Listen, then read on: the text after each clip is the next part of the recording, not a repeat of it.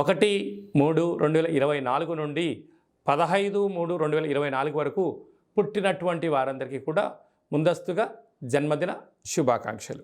గతంలో వివాహం చేసుకున్న వారికి వివాహ వార్షికోత్సవ శుభాకాంక్షలు. ద్వాదశ రాశుల్లో గ్రహ గమనాల్ని ఒకసారి వీక్షింపచేద్దాం. కుంభరాశి వారు మహాశివరాత్రి సందర్భంగా, ఆదివారం అమావాస్య సందర్భంగా ఎలాంటి విధులను పాటించాలో ఈ వీడియోలో సవివరంగా సంపూర్ణంగా తెలుసుకుందాం. కుంభరాశిలో ఏ నక్షత్రాలు వస్తాయనగా ధనిష్ఠా నక్షత్రంలోని 3వ పాదం, 4వ పాదం, శతభిష నక్షత్రంలోని 4 పాదాలు, పూర్వాభాద్ర నక్షత్రంలోని 1, 2, 3 పాదం కలిపితే కుంభరాశి.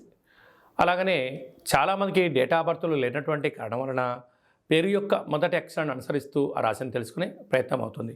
అవి ఏ అక్షరాలు అన్నట్లయితే గు, గే, గో, సా, సి, సు, సే, సో, ద అక్షరాల వర్ణుడు కుంభరాశి జాతకులే. కుంభరాశి యొక్క అధిపతి శనిశ్చర స్వామివారు.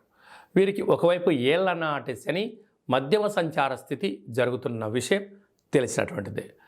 రాశిలోనే 30 సంవత్సరాల తర్వాత రవి శని కలయిక మరియు బుధ సంచార స్థితి, బుధాదిత్య రాజయోగము, త్రిగ్రహ కూటమి, ధనస్థానంలో రాహు, తృతీయంలో గురువు, అష్టమంలో కేతు సంచార స్థితి, వ్యయంలో కుజుడు శుక్ర సంచార స్థితి ఉండడం వల్ల కుజదోష ప్రభావ కారణం వలన ఎల్లనాటి శని యొక్క ప్రభావం ఉన్నప్పుడు వృత్తులలో, ఉద్యోగాల్లో, వ్యాపారాల్లో, సేవారంగ కార్యక్రమాల్లో మీరు ఎంత సమయాన్ని వెచ్చించి హార్డ్వర్క్ చేస్తూ ఉండినను పై అధికారులు, సహ ఉద్యోగస్తులు, నీ తోటి వారందరూ కూడా తెలియకుండా ఎక్కడో మీ పైన తెలియనటువంటి శత్రు ప్రభావం, ఎంత అణగదొక్కుదామని మిమ్మల్ని ట్రై చేస్తున్నా కష్టపడి పనిచేసి విజయానికి మీరు దగ్గర అవుతూ ఉంటారు.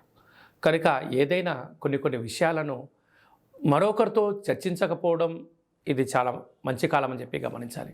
లేకపోతే మీకన్నా మీ అంతర్గత విషయాలు మార్కెట్లో అందరికీ తెలిసిపోవడం, మీ విజయరహస్యాన్ని తెలుసుకోవడం, శత్రువులు అధికంగా ఉండేటువంటి పరిస్థితి చాలా అధికంగా ఉంటుందని చెప్పి గమనించాలి.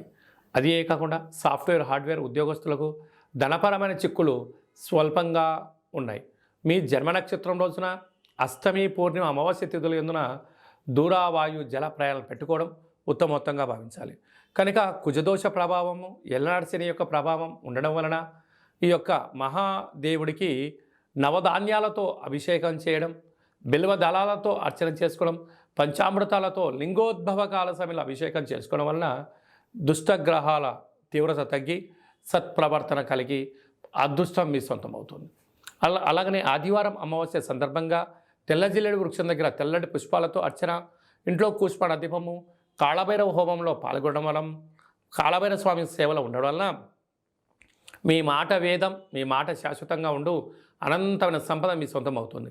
సాఫ్ట్వేర్, హార్డ్వేర్ ఉద్యోగస్తులు, గృహ భవన నిర్మాణ కార్యక్రమం చేసేవారు, వ్యవసాయ సోదరీమణులు, స్వయం వృత్తుల వారికి ఇది చాలా మంచి కాలము అని చెప్పి గమనించాలి.